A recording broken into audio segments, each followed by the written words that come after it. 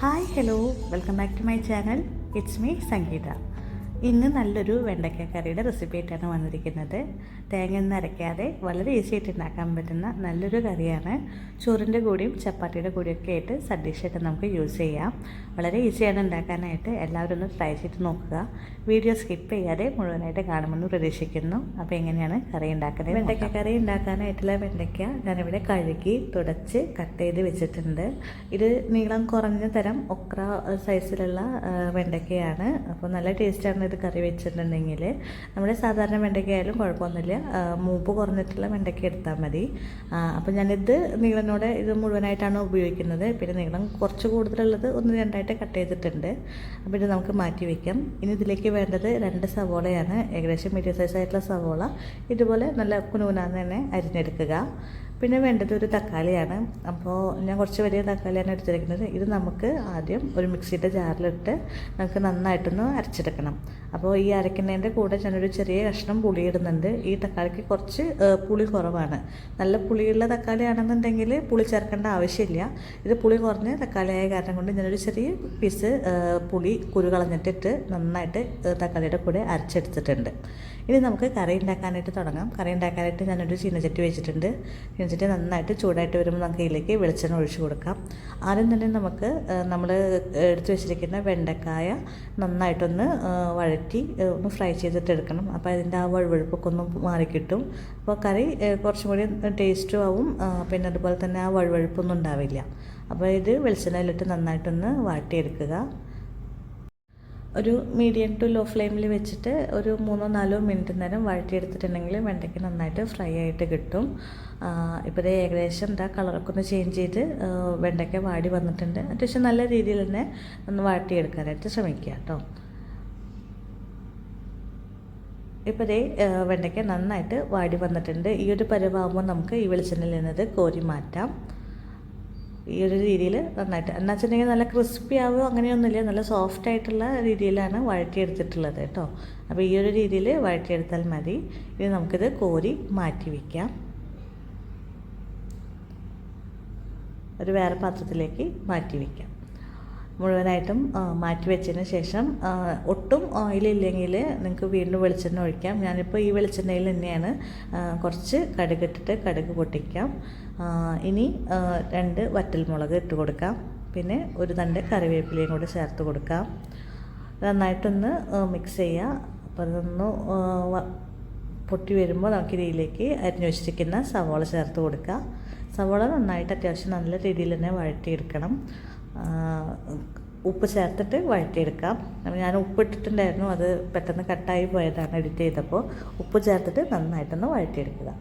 ഒരു 2 മിനിറ്റിനുള്ളിൽ നമുക്ക് സവോള അത്യാവശ്യം നല്ല രീതിയിൽ വഴണ്ട് കിട്ടും. ഇപ്പോൾ ചെറുതായിട്ട് കളറൊക്കെ ചേഞ്ച് ചെയ്ത് തുടങ്ങിയിട്ടുണ്ട്.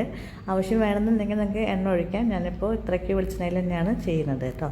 ഇവിടെ കളറൊക്കെ ചേഞ്ച് ചെയ്ത് ചെറുതായിട്ടൊന്ന് ആ പിങ്ക് കളറൊക്കെ മാറി ചെറിയൊരു ലൈറ്റ് ബ്രൗൺ കളറായി വന്നു തുടങ്ങിയിട്ടുണ്ട്. ഈ ഒരു സമയമാകുമ്പോൾ നമുക്ക് ഇതിലേക്ക് ഇഞ്ചി വെളുത്തുള്ളി ചതച്ചത് ചേർത്ത് കൊടുക്കാം.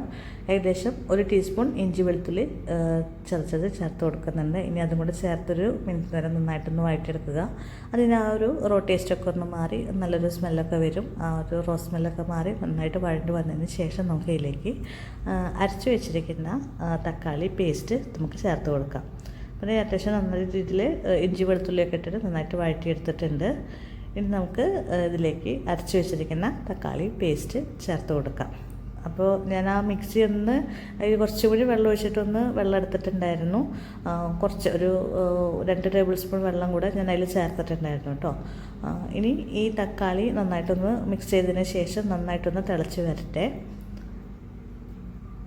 ഒരു ഹൈ ഫ്ലെയിമിലേക്ക് വെച്ച് നല്ല രീതിയിലൊന്ന് തിളച്ച് വന്ന് കഴിഞ്ഞിട്ടുണ്ടെങ്കിൽ നമുക്ക് ഈ ഒരു സമയത്ത് നമുക്ക് ഇതിലേക്ക് വേണ്ട മസാലപ്പൊടികൾ ചേർത്ത് കൊടുക്കാം. ആദ്യമായിട്ട് ചേർക്കുന്നത് 1 ടീസ്പൂൺ മല്ലിപ്പൊടിയാണ്.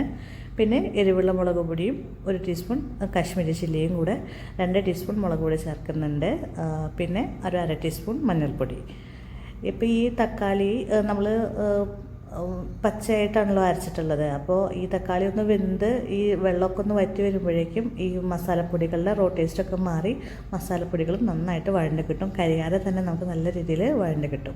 ഇനി ഈ വെള്ളമൊക്കെ നന്നായിട്ട് വറ്റി നല്ലതായിട്ട് എണ്ണയൊക്കെ തെളിഞ്ഞ് വരുന്ന ആ ഒരു രീതിയിലാവണം. അപ്പോഴേക്കും തക്കാളിയുടെ ആ ഒരു പച്ച കുത്തൊക്കെ ഒന്ന് മാറി കിട്ടും. അതുപോലെ തന്നെ പൊടികൾ നന്നായിട്ട് വഴണ്ട് കിട്ടും. ഏകദേശം ഒരു മീഡിയം ഫ്ലെയിമിലിട്ടിട്ട് വേണം നമ്മൾ ഈ മസാല വഴറ്റിയെടുക്കാനായിട്ട്. എങ്കിൽ ആ കറക്റ്റായിട്ട് നന്നായിട്ട് മസാലയൊക്കെ വഴറ്റി കിട്ടുള്ളൂ കേട്ടോ. ഇപ്പോൾ അതാ വെള്ളമൊക്കെ നന്നായിട്ട് വറ്റി വന്നിട്ടുണ്ട്, എണ്ണയൊക്കെ തെളിഞ്ഞ് വന്നിട്ടുണ്ട്. നമ്മളുടെ ഈ ചട്ടിയിൽ കടയിൽ ഒട്ടിപ്പിടിക്കാത്ത രീതിയിൽ ഇങ്ങനെ വിട്ട് കിട്ടുന്ന ആ ഒരു പരുവത്തിലായിട്ട് നമുക്ക് കിട്ടും. അങ്ങനെയാണ് നമ്മളുടെ ഈ മസാലയുടെ ആ ഒരു പരുവെന്ന് പറയാനായിട്ടുള്ളത്. അപ്പോൾ ഇവിടെ മസാല റെഡി ആയിട്ടുണ്ട്. ഇനി നമുക്ക് ഇതിലേക്ക് ചൂടുവെള്ളമാണ് ഒഴിച്ചു കൊടുക്കേണ്ടത്. ഒരു ഗ്ലാസ് ചൂടുവെള്ളം ഒഴിച്ചു കൊടുക്കാം. ഞാനത് കെറ്റിൽ തിളപ്പിച്ചിട്ട് ഡയറക്റ്റായിട്ട് ഒഴിച്ചു കൊടുക്കുകയാണ്. ഏകദേശം 1-1.5 കപ്പ് വെള്ളം നിങ്ങളുടെ ഗ്രേവിക്ക് അനുസരിച്ചിട്ട് നിങ്ങൾക്ക് ഒഴിച്ചു കൊടുക്കാവുന്നതാണ്. നന്നായിട്ടൊന്ന് തിളച്ച് വരുമ്പോൾ ചൂടുവെള്ളമായ കാരണം ഒപ്പം തന്നെ തിളച്ച് വരും. നമുക്കൊന്ന് ജസ്റ്റ് ഒന്ന് മിക്സ് ചെയ്യാം. മിക്സ് ചെയ്തതിന് ശേഷം ഇനി ഇതിലേക്ക് നമ്മൾ സവോള വഴറ്റുന്ന സമയത്ത് ഉപ്പ് ചേർത്തിട്ടുണ്ടായിരുന്നു. അപ്പം ഇനി വെള്ളമൊക്കെ ഒഴിച്ച കാരണം കൊണ്ട് അത് പോരാ. അപ്പോൾ ഈ ഒരു സമയത്ത് നമുക്ക് ഇതിലേക്ക് വേണ്ട ഉപ്പ് ചേർത്ത് കൊടുക്കാം. ഇനി നമ്മൾ വെണ്ടയ്ക്ക വഴറ്റുന്ന സമയത്ത് ഉപ്പൊന്നും ചേർത്തിട്ടില്ല. അപ്പോൾ വെണ്ടയ്ക്കയിലേക്കുള്ള ഉപ്പൊക്കെ ആയിട്ട് നമുക്ക് കുറച്ചും കൂടെ ഉപ്പ് ചേർത്ത് കൊടുക്കാം. ഇനി നമുക്ക് ഇതിലേക്ക് ചേർക്കാനായിട്ടുള്ളത് വറുത്ത് വെച്ചിരിക്കുന്ന വെണ്ടയ്ക്കയാണ്. അപ്പോൾ ഈ ഗ്രേവി നന്നായിട്ട് തിളച്ചതിന് ശേഷം മാത്രം നമ്മൾ ഒന്ന് ചെറുതായിട്ടൊന്ന് കുറുകി വന്നിരിക്കുന്നില്ലേ, അപ്പോൾ ആ ഒരു പരുവെത്തുമ്പോൾ നമുക്ക് ഇതിലേക്ക് ഇനി വറുത്ത് വെച്ചിരിക്കുന്ന വെണ്ടയ്ക്ക ചേർത്ത് കൊടുക്കാം. ഇനി നമുക്ക് അധികം പണിയൊന്നുമില്ല. ഈ വെണ്ടയ്ക്കയിലേക്കും കൂടെ നന്നായിട്ടൊന്ന് ഈ മസാലയൊക്കെ ഒന്ന് പിടിക്കണം. അപ്പോൾ അതിനായിട്ട് ഒരു 2 മിനിറ്റ് നേരം അടച്ചു വെച്ച് ഈ അധികം വേവാൻ ഒരു 3/4 ഭാഗത്തോളം നമ്മളുടെ വെണ്ടയ്ക്ക വെന്ത് കഴിഞ്ഞിട്ടുണ്ട്. ഇനി ഒന്ന് ഈ മസാലയിൽ കിടന്നിട്ട് ആ കറിയുടെ ആ ഒരു രുചിയൊക്കെ അതിൻ്റെ ഉള്ളിലേക്ക് പിടിക്കേണ്ട ആവശ്യം മാത്രമേ ഉള്ളൂ. അപ്പോൾ അതിനായിട്ട് നമുക്കൊരു 2 മിനിറ്റ് നേരം അടച്ചു വെച്ചിട്ട് വേവിച്ചിട്ടെടുക്കാം. 2 മിനിറ്റിന് ശേഷം നമുക്ക് തുറന്ന് നോക്കാം. ഇപ്പോൾ ഇതാ വെണ്ടയ്ക്കൊക്കെ നന്നായിട്ട് ഇതായി എണ്ണയൊക്കെ തെളിഞ്ഞ് കറിയുടെ റെഡി ആയിട്ട് വന്നിട്ടുണ്ട്. നിങ്ങളുടെ ആവശ്യത്തിനനുസരിച്ചിട്ട് ഗ്രേവി നിങ്ങൾക്ക് ആക്കാം. ഞാനിപ്പോൾ ദോശയുടെ കൂടെയാണ് ഇത് കഴിക്കുന്നത്. അപ്പോൾ കാരണം കൊണ്ടൊരു സെമി ഗ്രേവി ടൈപ്പിലാണ് ഞാൻ എടുക്കുന്നത്. ചോറിന് കുറച്ച് ഗ്രേവി ടൈപ്പിൽ വേണമെന്നുണ്ടെങ്കിൽ കുറച്ചും കൂടി വെള്ളം ചേർക്കാവുന്നതാണ്. അവസാനമായിട്ട് നമുക്കൊരു 1/2 ടീസ്പൂൺ ഗരം മസാല ചേർത്ത് കൊടുക്കാം. പിന്നെ ഒരു 1/2 ടീസ്പൂൺ പഞ്ചസാരയാണ്. പഞ്ചസാരയോ ശർക്കരയോ ഏതായാലും കുഴപ്പമില്ല. ഈ പുളിയും ഉപ്പും എരിവൊക്കെ ഒന്ന് ബാലൻസ് ആവാൻ വേണ്ടിയിട്ടാണ് പഞ്ചസാര ചേർത്ത് കൊടുക്കുന്നത്. കുറച്ചുകൂടി നേരം ഒന്ന് മിക്സ് ചെയ്യുക. അപ്പോൾ ഇത്രയേ ഉള്ളൂ. അവസാനമായിട്ട് ഗാർണിഷ് ചെയ്യാനായിട്ട് നമുക്ക് കുറച്ച് മല്ലിയില തൂവി നമുക്ക് ഗാർണിഷ് ചെയ്യാം. നമ്മളുടെ അടിപൊളി വെണ്ടയ്ക്ക മസാല ഇവിടെ റെഡി ആയിട്ടുണ്ട്. ഇത് ചോറിൻ്റെയും കൂടെയും ചപ്പാത്തിയുടെ കൂടെയൊക്കെ കഴിക്കാനായിട്ട് നല്ല രുചിയായിരിക്കും. അപ്പോൾ ഇന്നത്തെ വീഡിയോ ഇത്രയേ ഉള്ളൂ. അപ്പോൾ എല്ലാവരും ഒന്ന് കറി ഉണ്ടാക്കി നോക്കുക. ഉണ്ടാക്കി നോക്കിയിട്ട് അഭിപ്രായങ്ങളൊക്കെ ഒന്ന് കമൻറ്റ് ചെയ്ത് അറിയിക്കുക.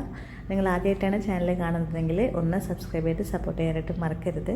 ഇതുപോലെയുള്ള നല്ല നല്ല റെസിപ്പീസൊക്കെ ആയിട്ട് ഞാൻ ഇനിയും വരുന്നതാണ്. Stay tuned. Thank you.